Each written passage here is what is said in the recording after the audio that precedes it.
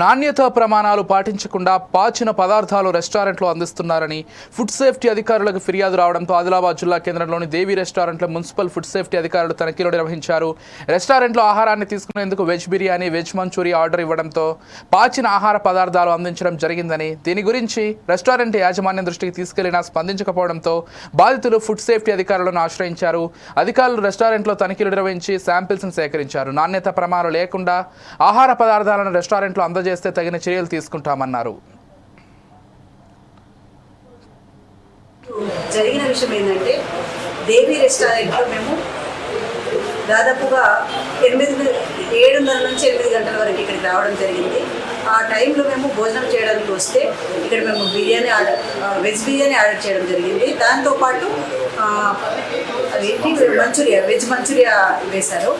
అయితే veg Manchuria అనేది పాసిపోయింది. ముఖ్యంగా ఈరోజు మేము కాంప్లైంట్ ఇవ్వడానికి కారణం ఏంటంటే, వెజ్ మంచూరియా పాసిపోయింది. కాబట్టి దయచేసి నేను అందరికీ కూడా విజ్ఞప్తి చేసేది ఏంటంటే, పర్యవేక్షణలో ఉండాలి, ప్రజల్ని కాపాడండి, ప్రజల ప్రాణాలతో చెలగాటమాడద్దని చెప్పేసి మేము రిక్వెస్ట్ చేస్తున్నాము. ఎందుకంటే ఇలాంటి పాసిపోయిన తిండి తినడం ద్వారా అనేక మనం ఆశ్రయిస్తున్నా చూస్తూ ఉన్నాము. ఎంతోమంది పిల్లలు సఫర్ అవుతున్నారు. కాబట్టి ఫుడ్ ఆఫీసర్ ఎవరైతే ఉన్నారో వాళ్ళకు కూడా కాంప్లైంట్ ఇవ్వడం జరిగింది.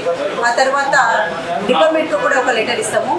కాబట్టి ఖచ్చితంగా కఠిన చర్యలు తీసుకుంటారని చెప్పేసి ఆశిస్తూ ఉన్నాము. సాయంత్రం సుమారు 8:30 గంటలకు కలెక్టర్ చౌక్లోని దేవి రెస్టారెంట్ యాజమాన్యం పైన వేందూరు పుష్పరాణి అనే మహిళ, పుట్నూరు నివాసి అయిన మహిళ ఒక కంప్లైంట్ మాకు అందించడం జరిగింది.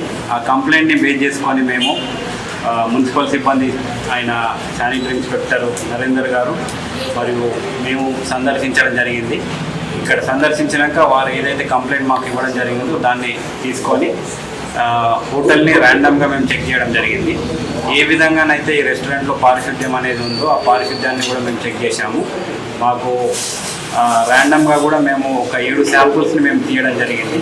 ఈ శాంపుల్స్ అన్నింటినీ కూడా మేము సర్వైలెన్స్ శాంపుల్స్గా గుర్తించి వీటిని హైదరాబాద్లోని ఫుడ్ సేఫ్టీ ల్యాబ్కి మేము పంపిస్తాము. దాని తర్వాత ఏ విధంగా అయితే రిజల్ట్స్ వస్తాయో ఆ రిజల్ట్స్ని బట్టి మేము చర్యలు తీసుకోవడం జరుగుతుంది. అదే కాకుండా ఇంకా మాకు ఏదైతే అనుమానం ఉందో ఆ శాంపుల్స్ని కూడా మేము తీసుకున్నాము. వీటన్నిటిని కూడా మేము పంపిస్తాము. ఈ రిజల్ట్స్ వచ్చిన తర్వాత ఖచ్చితంగా శాఖాపరమైన చర్యలు అయితే మేము తీసుకోవడం జరుగుతుంది.